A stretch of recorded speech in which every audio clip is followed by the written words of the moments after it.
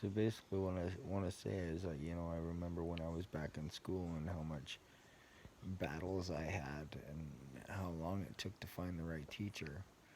Um, Nobody around the community or anything could really help me. Um, Counselors, people, my mom's friends, nothing was helping. So it took me a really long time to find the right person, and the right teacher or the right person ended up being a teacher, not once, not twice, but three times in my life that really helped me get over some major humps. And it's wild, no teacher or no counselors and no people could do it, but these teachers were such a massive part of my life, um, to overcome so many things and to teach me so many things. And I think it's such a big mistake to be putting, not having somebody for the kids that will go to them and teach them and make them understand. Because when I was back then, I couldn't understand nothing. I still have troubles, but nobody could get the concept through or just the point of fun through on learning and adventuring into that. Even though sometimes I didn't want it, like to the most, right? To the biggest and deepest extreme. I didn't want to learn. I don't know if I didn't want to learn. I was just so hyperactive, right? I was everywhere. I couldn't sit down. I just, my mind wasn't um, settled in the proper way. Um, my home life was crazy. Everything about it was crazy. So, all that, added up along with all the stuff going through school. So it was just a battle. So I finally found Mrs. Green when I was young, in like, I don't know what grade it was in Alberta. Mrs. Green was friggin' amazing, and she really taught me a lot. And then I battled and battled. After I left that school because I went through so many schools. Then I moved to a different province, and I battled in school, went through all sorts of stuff. Then I found Miss Pinnell, and Miss Pinnell was a friggin' genius. Just with understanding and the way she punished you, and the way she taught you, and the way she went about the whole situation. And then Mrs. Floyd, my math genius, and they were the only people that could get me to read a book. They were the only people that taught me math. They were the only people that I could really feel like it truly cared about me and cared, about what I was going through, and to teach me in the right way, and not just to be so stuck on their way, which didn't wasn't helping me. If you can't teach a person in a certain way and they're really battling, you're gonna try to teach them every time and let them struggle every time, or find a way that they learn. And these days they're starting to combat and understand that a lot more, but still, I feel there's a lot less people, that are truly there to care and understand, and they're more just getting paid, right? So yeah, taking our teachers away is a battle. You know, the ADD. Um, you know, personally, my poor girl, she's not doing so well. Personally, I think that these parents got to jump on board with showing their kids creativity and teaching them that, and the instruments and art and music, and ways to grow themselves in that business, along with guiding them throughout the whole process, right? um, to make sure things are being right, and to do it for the right reasons, and let them do their skill they love and they can do every day, and let them decide their way by what you show them, right?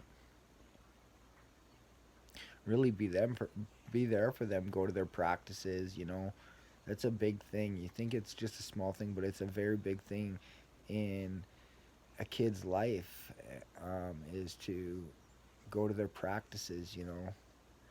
That would have meant the world to me, and I think would have made me push way harder. Practice with your kids on what they like. You know, um, Yeah, and I really think it's when you're an adult, you start to realize who you want to be and who you are, and what your path is, and get that in mind and block out all this other stuff that's going around, and only put yourself in that position, in that direction, and complete that direction in that task and grow it, and then move on to the next one and move on.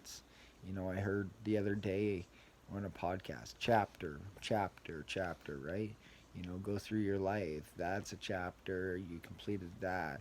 Oh, you built a ranch, chapter. Oh, you were an artist and you learned how to write, chapter, right? So, and don't think that rap and all that is a bad thing for your kids, because it teaches them how to read, it teaches them how to write, teaches them how to speak vocabulary, learn English, all sorts of things. So all these different things teach you about life skills that you learn anyways. Like, if you were to build your own business, be an artist, build your own business, your record company, your merch, all that kind of thing. Then that teaches you numbers. So all these passionate things that we need to teach our kids to go for and hold their own, um, are all going to teach them educational skills anyways. And frustrates me about educational skills, they don't teach thinking in school. What is a bad thought? What's a wrong thought? This is not right. How much trouble can you get in for thinking these things? um, you know that when you're a young boy, your thought pattern runs all the way all over the place, and especially when you don't have your goals in your sports or your things to do, then your mind travels even more instead of focusing on the great things, right? So these all start collapsing down to just focusing on what you need to do. But um, yeah, there's so many things. I feel that in a way you can teach your kids be at home. You can teach your kids a lot of things just being at home, and the right things and everything, but you also need that to find that right person that can mentor your kid, right? And that's why I think, for the small percentage of teachers there are out there that truly care, I think this world's going to be all the worse off not having them around to truly dig into who these kids are and show them the right way in life, you know. So yeah, I think I've seen another thing like the Coolio movie.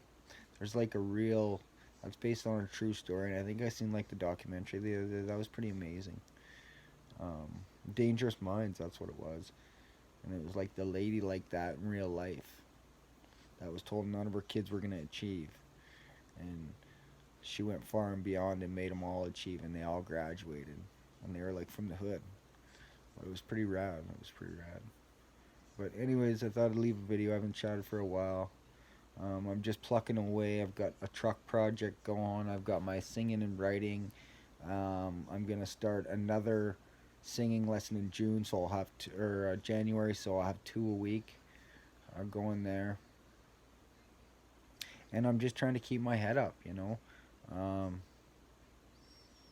just putting yourself in a better mind frame and a better way of thinking every day. And as I go on and try to think more positive every day, things get a little bit better. You're always gonna have your up and down days, right? But things are getting a lot better, um, and feeling a lot better and everything. To be honest, to be really honest. So you just gotta stay positive. Get yourself in that pattern of good thoughts and great feelings and accomplishing what you need to do every day. And don't listen about the crap around you, and think about the future.